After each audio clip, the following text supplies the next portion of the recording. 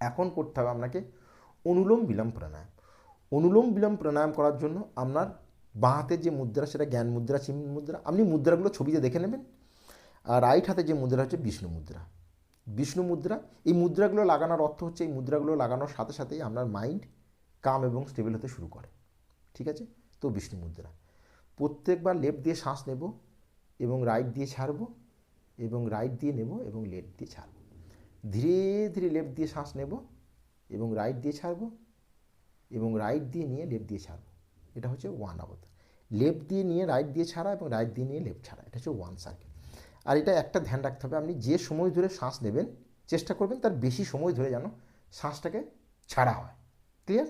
তো দেখা যায় মেরুদণ্ড স্ট্রেট, রাইট হোলটাকে বন্ধ করে ধীরে ধীরে লেফট হোল দিয়ে শ্বাস নেব,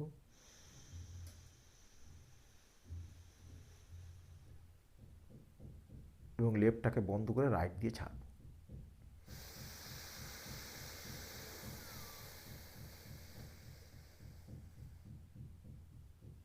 এবার রাইট দিয়ে নেব,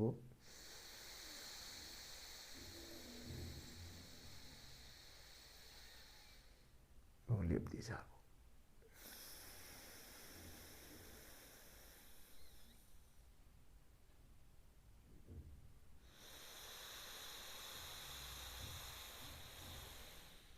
লেফট দিয়ে নিয়ে রাইট দিয়ে ছাড়ব।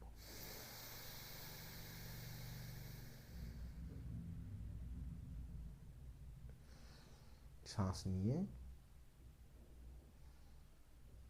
শ্বাসকে ছেড়ে চোখকে খুলে রিল্যাক্স। এটা হচ্ছে অনুলোম বিলোম প্রাণায়াম। এটাকেও 2 থেকে 5 মিনিট প্র্যাকটিস করতে হবে।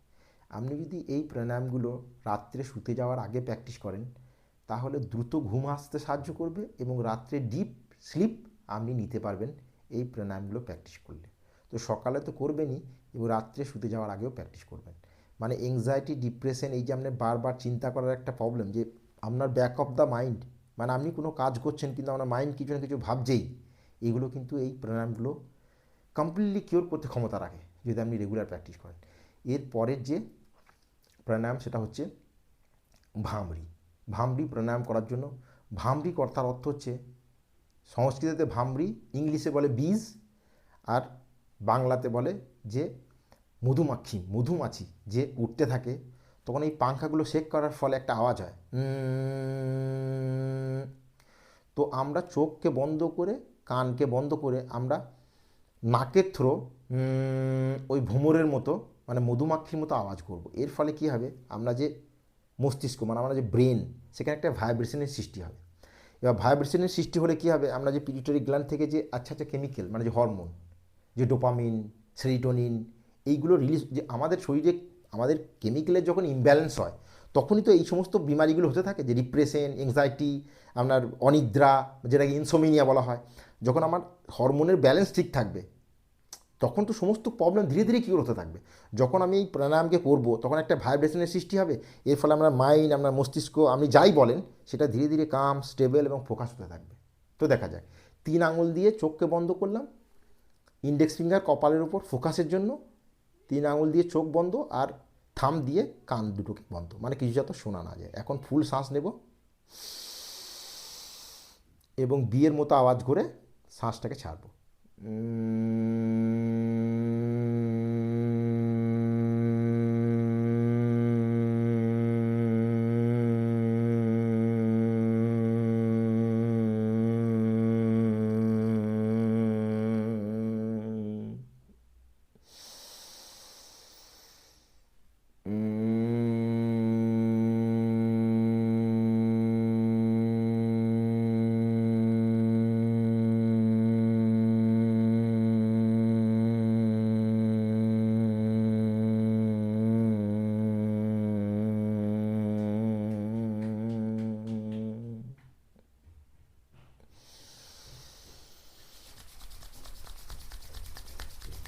দুটো হাতকে এক অপরের সাথে ঘর্ষণ করে এর যে গরমিটা, এটা ফিল করবে।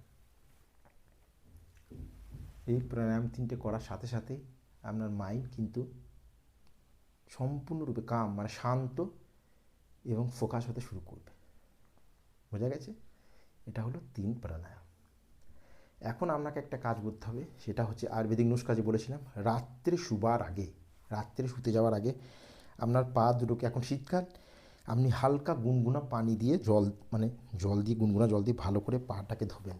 ঠিক আছে, ফার্স্ট ক্লাস পাটা ধোয়া হলো, তাওয়াল দিয়ে পুছে হালকা করে যদি তিলের তেল পাওয়া যায় সেটাকে মালিশ করবেন। কোশিশ করবেন, চেষ্টা করবেন যে তিলের তেলগুলো যেন নাখুন আছে না, নাখুনের মধ্যে যেন ঢুকে, যে নখের ভিতরে ভিতরে যেন তেলটা ঢোকে। যদি তিলের তেল না পাওয়া যায় তাহলে সর্ষের তেল, সর্ষের তেল যদি অসুবিধা হয় নারকেল তেল, যে কোনো তেল দিয়ে, আয়ুর্বেদ গ্রন্থে বর্ণিত আছে তিলের তেল, বোঝা গেছে?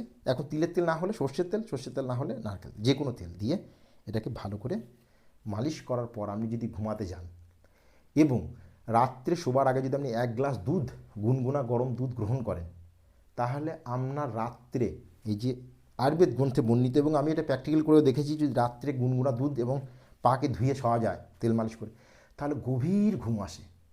এবং আপনি যখন 8 ঘন্টা গভীর ঘুম নেবেন, তখন অটোমেটিক আপনার মাইন্ডের যে ইমব্যালেন্স ছিল হরমোনের বা কেমিক্যালের, বা আপনি যে বারবার চিন্তা, ডিপ্রেশন, অ্যাংজাইটি, এগুলো ধীরে ধীরে প্রথম দিন থেকেই কম হতে শুরু করবে যদি এই রুটিনটাকে ফলো করেন। আর একটা আসন আপনাকে করতে হবে, সেটা হচ্ছে মুন পোজ বা শাসাকাসন। এর জন্য সামনে থেকে দেখায়, এই পা দুটোর মধ্যে এই গ্যাপ, মেরুদণ্ড স্ট্রেট। আমি এখন সাইড থেকে দেখাই, বোঝা গেছে? সামনের দিকে গ্যাপ, এইভাবে বসে, এটাকে, এর নামই হচ্ছে মুন পোজ। মানে মুন যেমন কাম, শীতল, ঠান্ডা, আপনার এই আসন করার সাথে সাথে আপনার মাইন্ডও মুনের মতো, মানে চন্দ্রমার মতো শান্ত, শীতল এবং কাম হতে শুরু করবে। তো এর জন্যে শ্বাস নিয়ে ধীরে ধীরে শ্বাস ছাড়তে ছাড়তে ছাড়তে ছাড়তে মেরুদণ্ডকে স্ট্রেট রেখে এইভাবে আপনাকে হোল্ড করতে হবে। এই অবস্থায় ধীরে ধীরে শ্বাস নেবেন এবং ধীরে ধীরে শ্বাসকে ত্যাগ করবেন, এবং এই আসনকে 15 to 30 সেকেন্ড হোল্ড করবেন এবং 3 থেকে 5 বার। বোঝা গেছে? ধীরে ধীরে শ্বাস নিয়ে উপরে আসতে হবে। আমি একবার দেখালাম, আপনি 3 থেকে 5 বার প্র্যাকটিস করবেন। তো বোঝা গেছে, শরীরকে সুস্থ রাখতে হলে যৌগিক যে লাইফস্টাইল, এটাকে রেগুলার মেনে চলতে হবে, এবং যে আমরা যে খাবার দাবার সেটাকে সঠিক করে তুলতে হবে। তো আজকে এইটুকুই। Thank you, take care, good bye এবং স্টে হেলদি। নমস্কার, থ্যাংক ইউ।